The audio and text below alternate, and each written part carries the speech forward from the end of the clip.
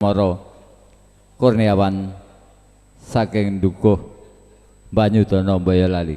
Mbok bilih sampun satata ing sedayanipun katur dumateng panjenenganipun Bapak Ustadz Tri Asmara tumuju wonten sasana kanda. Sembodo.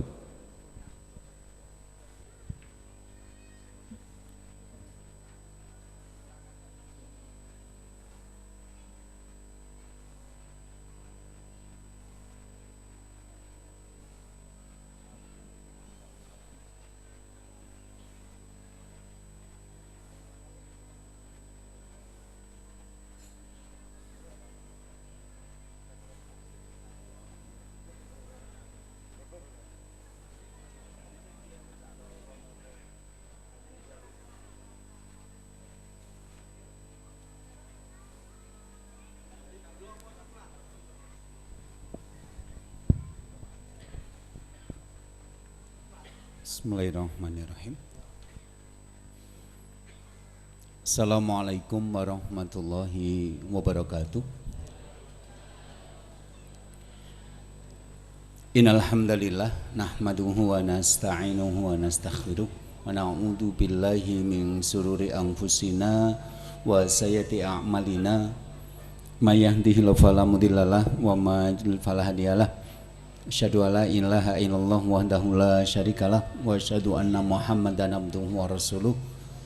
Allahumma shalli wa sallim ala nabika Muhammadin wa ala alihi wa sahbihi ajmain amma ba'du. Usikum wa nafsi bi taqwallahi faqad fazal mu'minun al muttaqun as-shadiqun. Kaum muslimin rahimakumullah, bapak-bapak, ibu-ibu dan saudara-saudara yang dimuliakan Allah. Alhamdulillah kita panjatkan puji syukur kehadirat Allah Subhanahu wa taala. Pada malam hari ini kita dikumpulkan Allah di majelis tablik akbar dan penggalangan dana kemanusiaan dan air bersih dalam keadaan sehat walafiat. Kita bersyukur kepada Allah atas nikmat sehat dan sempat dengan tholabul ilmi.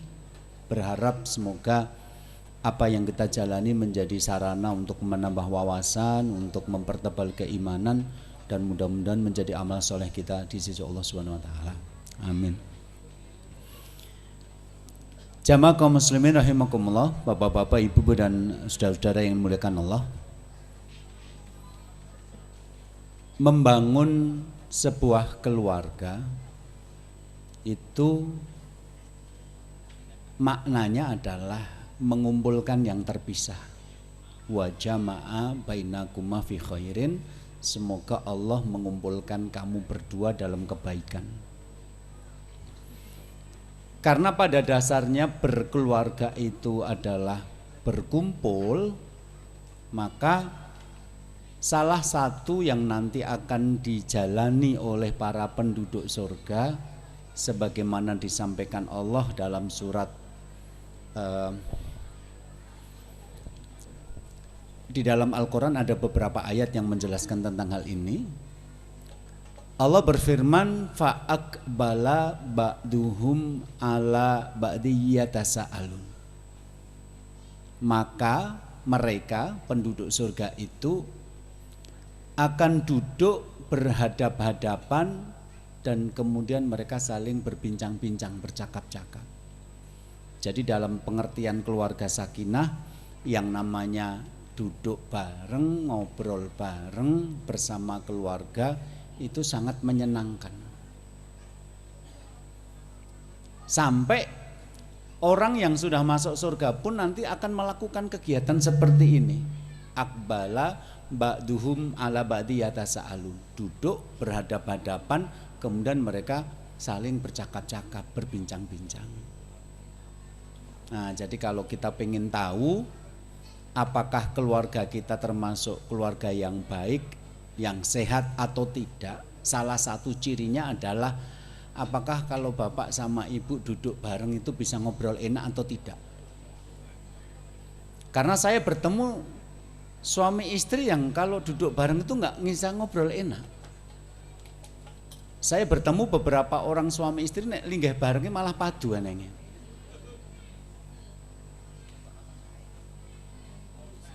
Ada anak duduk sama bapaknya atau sama ibunya, itu bisa ngobrol enak atau tidak. Kalau tidak berarti ada masalah. Karena ketika nanti kita sudah masuk surga pun salah satu adegannya adalah duduk seperti ini, berhadapan-hadapan kemudian bercakap-cakap. Karena nanti duduk bersama itu bukan semata-mata ngobrol, bukan semata-mata makan snack atau minum teh, tapi juga memantau perkembangan. Misalnya tadi pagi anak kita susah dibangunkan sholat subuh. Nanti kalau sore bisa ngobrol, bisa nanya, gue mau sholat subuh kok angel digugaki ngopo tonang.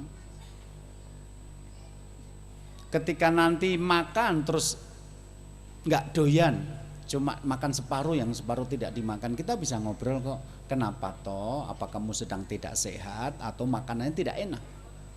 Kalau makanan tidak enak berarti besok jangan masak seperti ini lagi. Kalau memang tidak sehat berarti besok dibawa ke rumah sakit. Kalau merengut terus nanti bapaknya lihat, kemudian ngobrol, lah kok merengut ngopo? Opo lagi okeh pikiran, opo lagi eneng masalah yang sekolah atau bagaimana? Jadi nanti kalau ada orang yang tidak bisa bertemu dengan keluarga setiap hari, bagi saya itu perjuangan. Saya kemarin waktu umroh ketemu dengan waktu itu saya sedang drop ya, sangat panas waktu itu, kemudian saya drop, akhirnya dicarikan tukang pijat orang Indonesia yang ternyata sudah lebih dari 10 tahun nggak ketemu sama keluarganya. Jadi dia di sana di Mekah, anak sama istrinya itu ada di Kalimantan, itu udah lebih dari 10 tahun nggak ketemu. Saya bertemu dengan orang-orang yang jadi TKI dan TKW, bekerja ke luar negeri, itu 2 tahun nggak ketemu keluarga. Saya ketemu kampung-kampung di Sukoharjo yang bagian perbatasan Muter dan Wonogiri. Ada orang-orang yang merantau ke luar Jawa untuk bisa ketemu dengan keluarga itu setahun sekali ketika hari raya. Saya bertemu dengan beberapa orang yang bekerja di pelayaran. Ternyata untuk bisa ketemu keluarga itu 6 bulan sekali. Saya ketemu dengan beberapa orang yang di Jakarta jualan bakso, jualan ayam potong. Untuk bisa ketemu dengan keluarga itu 2-3 bulan sekali.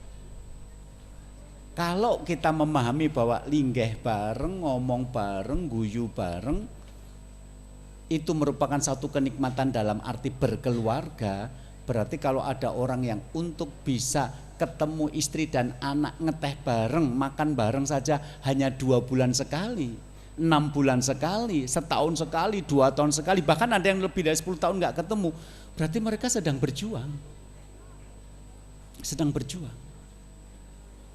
Nah, kalau kita membahas tentang perjuangan, berarti nanti hitungannya kan untung atau rugi. Eman-eman no ora iso ndak dino nyawang bojo karo anak. Eman-eman no ora iso ngeteh bareng karo bojo anak bendino, kok ternyata hasilnya adalah kerugian. Itu rugi banget. Saya pernah waktu itu ngisi di Pacitan. Di Pacitan itu ada kisah tentang bapak dan ibu yang merantau ke Sumatera, anaknya dititipkan baik. Jadi tiap hari anaknya itu ketemu sama Mbak ngurusi sekolah ya Mbak dan macam-macam. Bapak ibu ini ngirim setiap bulan uang ke rumah untuk bayar SPP anak-anak, untuk membelikan baju, makan, sampai bisa membelikan sepeda motor. Tetangga-tetangganya menganggap, ya kuwi wong tua tanggung jawab.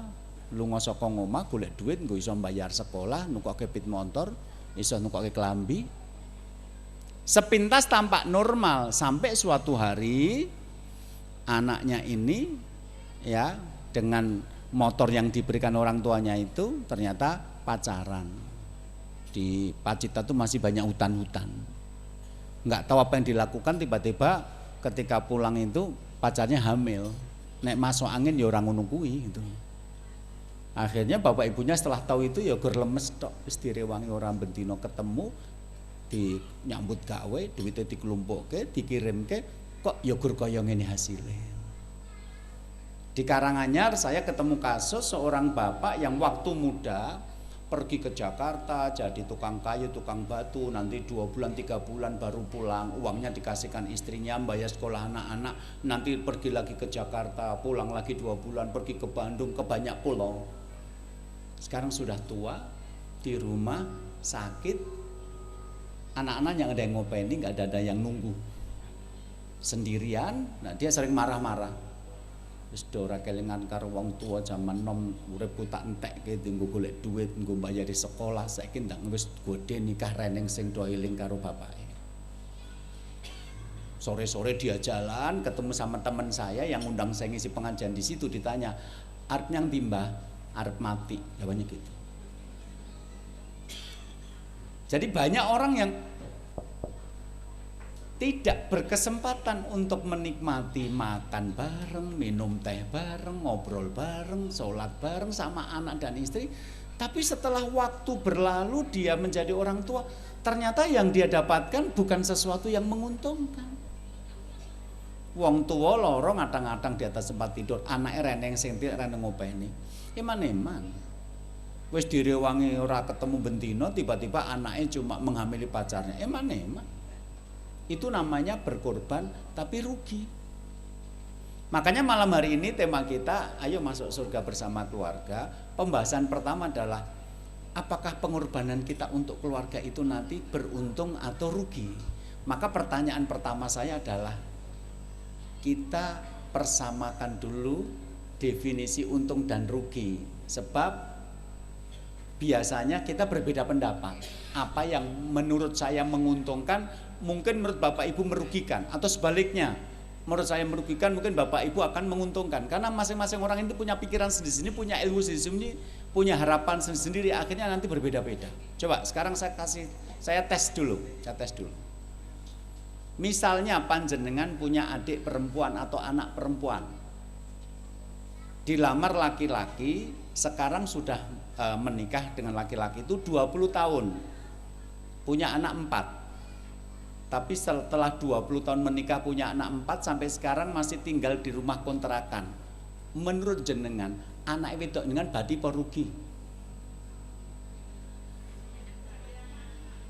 Kok aku nanya badi kok badi anak loh. Badi anak mbae tambah mumet wong sing bayar sekolah mbae. Jenengan punya anak perempuan, dilamar laki-laki. Terus sudah nikah selama 20 tahun. Sekarang sudah punya 4 orang anak. Ning rumahnya cek ngontrak. Menurut jenengan anak wedok dengan ki badi apa rugi? Materialistis kabeh wong kene iki.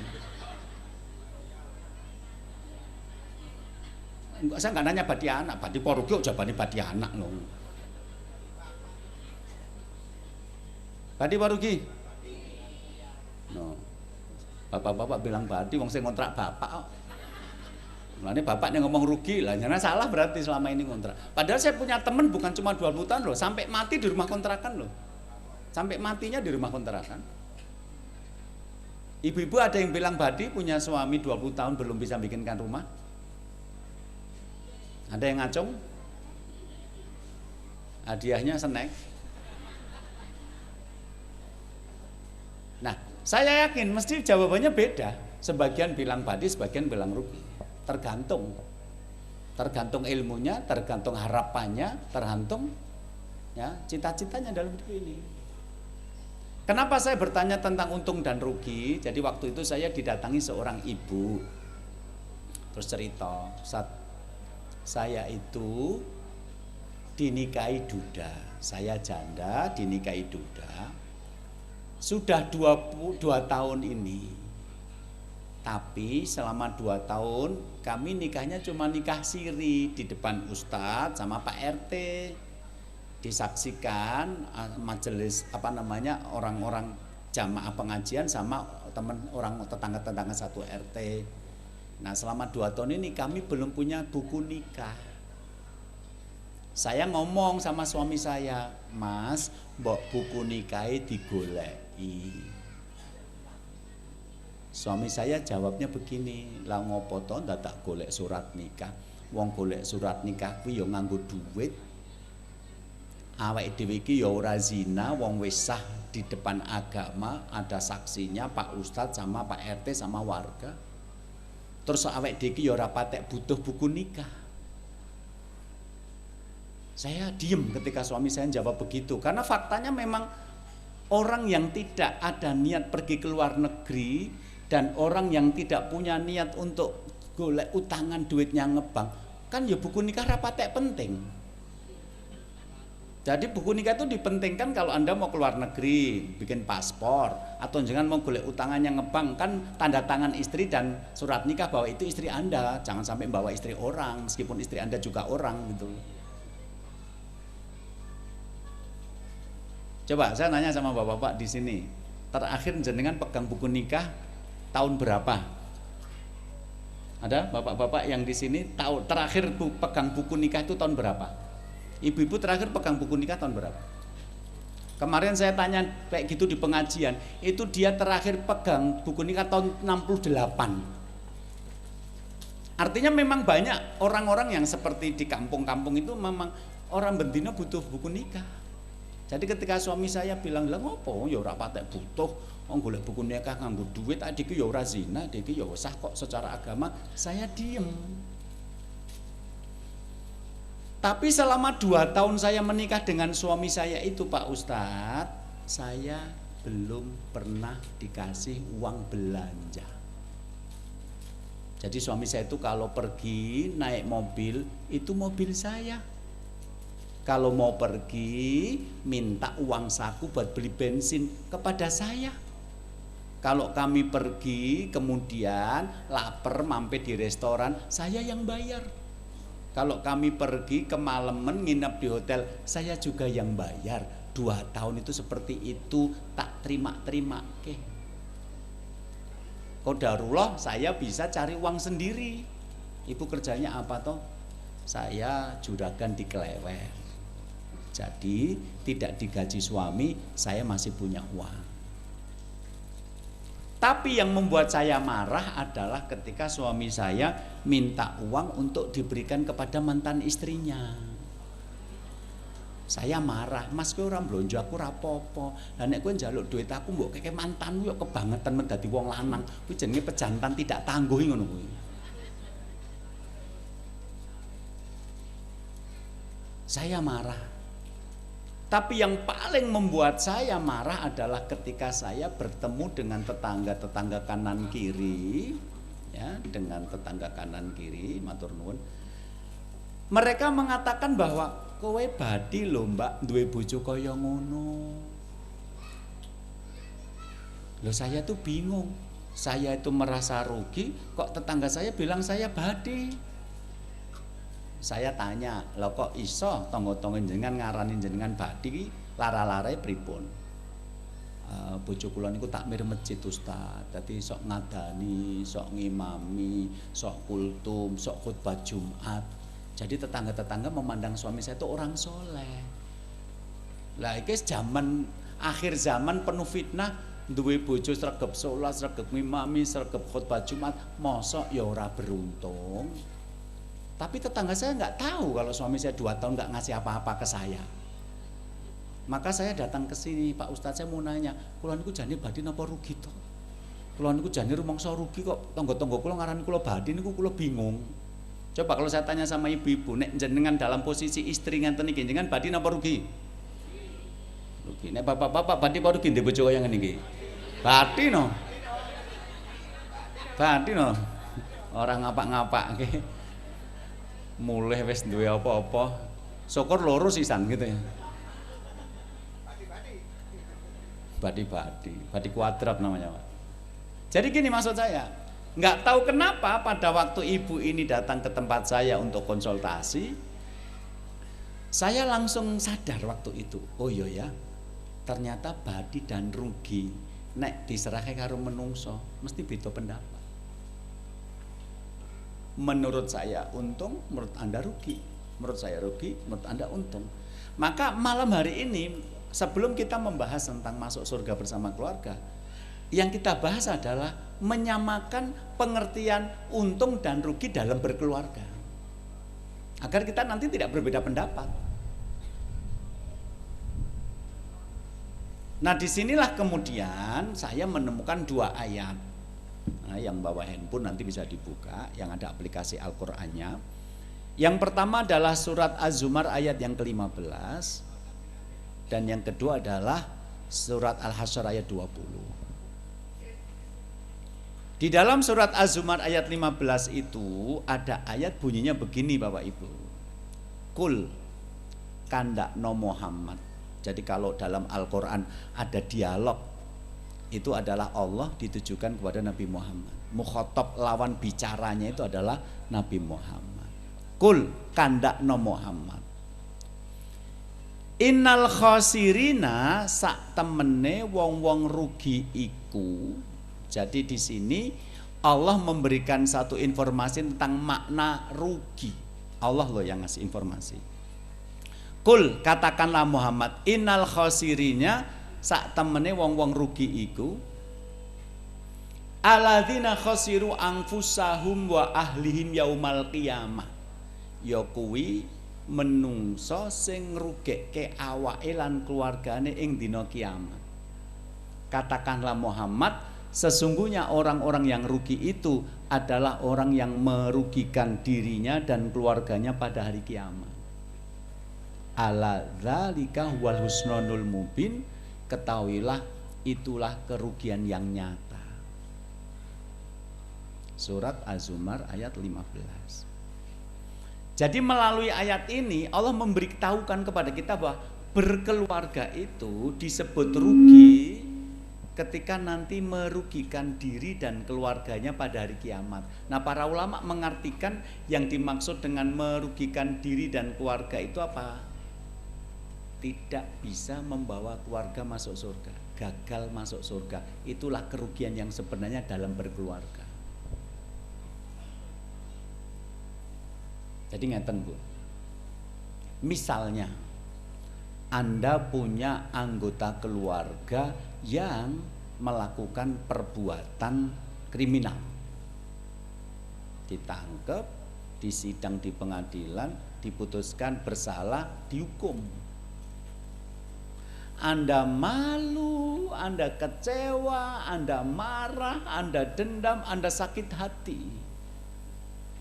Tapi sak loro-lorone ati jenengan masih bisa ketemu, tilik, ngonek-onekke. Mas, kowe ngerti ora Mas, aku tilik kowe rene iki. Rekoso lho Mas. Lah ngopo Dik? Lah sak peloke kowe mlebu kunjara kan ora eneng sing ngeki nafkah. Dhisik aku nyang omah tengok-tengok kowe sing nyambut gawe. Lah sampe kowe nyang nggon kunjara kan aku sing kerja. Buka warung di depan rumah. Lah nek pas tilik ngene iki kan warungnya tutup. Berarti hari ini tidak ada pemasukan, adanya pengeluaran. Sing ku nabung sesasi entek nggo moro rene.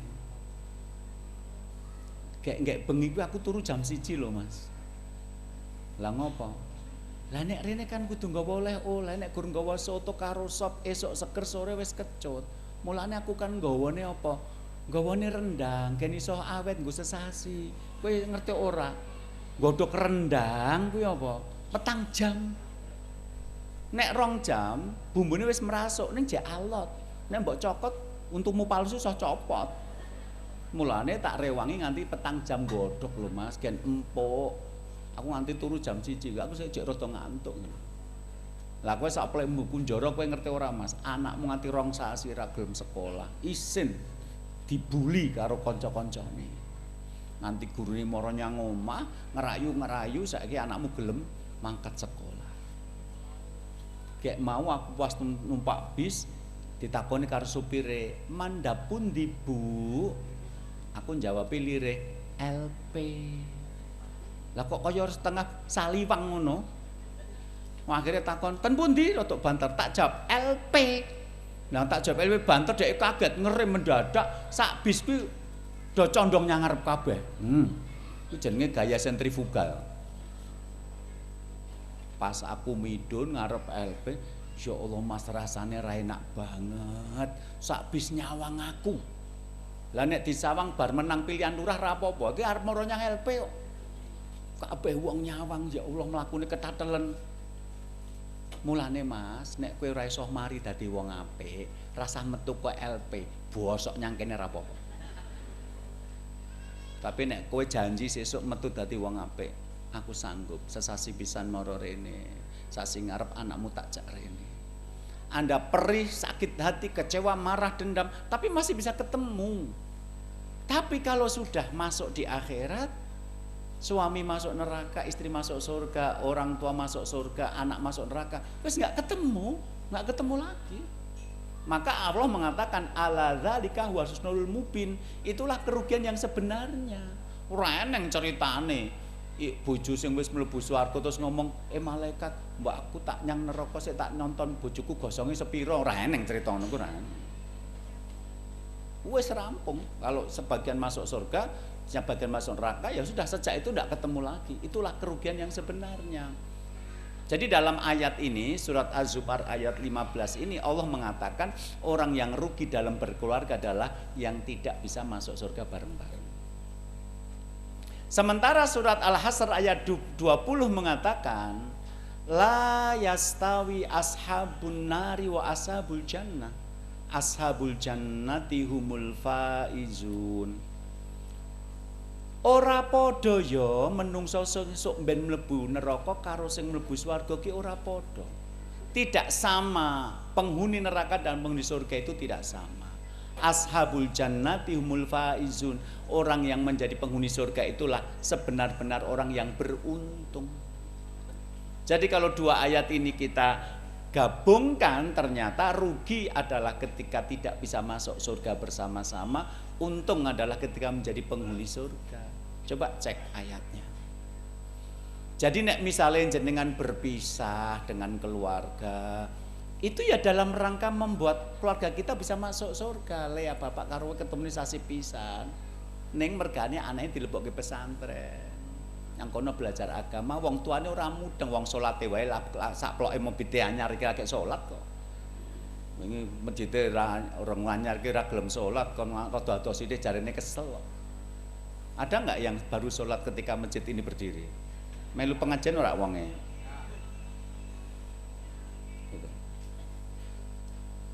Dulu Nabi Ibrahim itu meninggalkan Ismail itu sekitar 12 tahun. Perjalanan dari Mekah menuju Palestina, jadi istrinya yang di Mekah namanya Hajar, yang di Palestina namanya Sarut, perjalanan panjang. Ismail lahir ditinggal, balik-balik wis meh umur 12 tahun. Tapi karena perintah Allah, jadi pisahnya itu karena urusan-urusan yang berkaitan dengan kebaikan. Nek gur dodol bakso nyang Jakarta orang bendino mulih, nyang kono kencantol karo wong dodol jamu, cutel. Saya punya tetangga, dia pergi ke Arab Saudi, pendak sasi ngirimin duit, bojone nyang Jawa, lah kok duitnya kuwi tinggal selingkuh bojone karo tanggane wes. Jadi kalau Anda pergi dari rumah nggak bisa setiap hari ketemu anak, ketemu istri, ketemu suami, itu kalau imannya nggak kuat itu bermasalah. Makanya tujuan kita adalah masuk surga bersama keluarga. Nah, kecuali Anda orang yang tidak beriman kepada Al-Quran, itu urusan lain. Tapi bagi Anda yang beriman, Quran sudah mengatakan dalam konteks keluarga, berhasil itu dianggap berhasil kalau bisa membawa keluarga masuk surga, dianggap gagal kalau keluarganya masuk neraka. Berdasarkan dua ayat ini. Sekarang pertanyaannya adalah, lah nek begitu, bagaimana agar kita bisa masuk surga bersama keluarga? Tema kita malam ini, piye carane nek ngono? Kita buka dulu surat Al-Mulk ayat 10. Di dalam surat Al-Mulk ayat 10 ada jawabannya. Lau kunna nasma'u au naqilu ma kunna fi ashabis sa'ir. Penduduk neraka itu berkata, seandainya dulu di dunia kami mau mendengar dan kami mau berpikir, tentulah kami tidak menjadi penghuni neraka sa'ir. Jadi ayat ini menunjukkan bahwa yang menyebabkan orang masuk neraka itu ternyata dua. Yang paling penting membuat orang masuk neraka itu ternyata dua. Satu apa? Tidak mau mendengar, dua tidak mau berpikir. Jadi ada orang itu seumur-umur hidup itu nggak pernah mendengar Al-Quran. Ada laki-laki menikah dengan perempuan. Pas mantenan, orang yang ular-ular, ndak ada nasihat pernikahan dari ustaz.